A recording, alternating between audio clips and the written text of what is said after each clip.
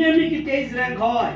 23 rank করার জন্য সেই এফোর্টসটা দিতে হয়। ম্যাডাম আপনি রত্নগর্ভা এরকম একটা ছেলে 23 র‍্যাঙ্ক করা, তার মা, আপনার অভিজ্ঞতা কিরকম, আপনার এক্সপেরিয়েন্স কিরকম, আপনার ছেলের সম্পর্কে এবং আমাদের সম্পর্কেও একটু বলবেন। ছেলের সম্পর্কে তো অভিজ্ঞতা মানে কোচিং সম্বন্ধে যেটা বলার, প্রথমেই তো একটা গ্রেড স্কুলের ব্যাপার থাকে। ওটা একটা বিরাট সমস্যা। আমি যে অন্য জায়গায় খোঁজ করিনি বা অন্য জায়গায় যাইনি, তার কোনো স্টুডেন্টের নাম বলবো না, তাদের যা চাহিদা টাকা পয়সা, তাতে আমাদের মতন সাধারণ হওয়ার কোনো কোচিং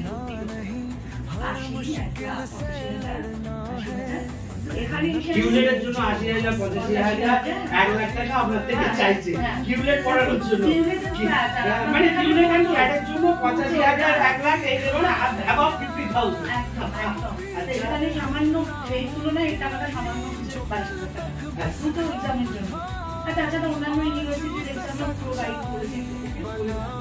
আর আমি যেটা ভীষণ কি বলবো আগ্রহ, ছেলে তো ছোট থেকে আমার কাছে রয়েছে দুষ্টুমি আছে, অবাধ সবার মধ্যে না, মোটিভেট কর, মোটিভেট টু চ্যানেলাইজ দ্য স্পিরিট, একটা জায়গায় ঢুকিয়ে দেওয়া মানুষকে রিটার্ন করতে হবে।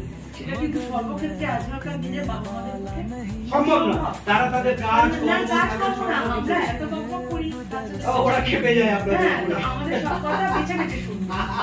তো সেখানে এখানে মোটিভেটেড হয়েছে চূড়ান্ত, সেটা আমি চোখের সামনে দেখেছি যে কিভাবে সমস্ত কিছু বাদ দিয়ে পড়ছে একটা কারণেই পড়ছে, এই নয় যে ভীষণ কিছু একটা বল, সেটা বলতে চাইছি পরীক্ষাটার জন্য আমি পড়ছি। Whatever my purpose, I have to clear that process and that whatever. কেউ আমরা স্কলার নই। You are channelizing your spirit in a single way purpose. Then you will become an achiever. Virat Kohli শুধুই খেলে, মানে আমি এখানে কিছু ভাবছি, মানে মোটিভেশনের ব্যাপারটা নিশ্চয়ই এখানে তাদেরও একটা কিছু আলাদা ট্রেনিং আছে, তাদের একটা কিছু ভাবনা আছে, সেটা না হলে হয় না।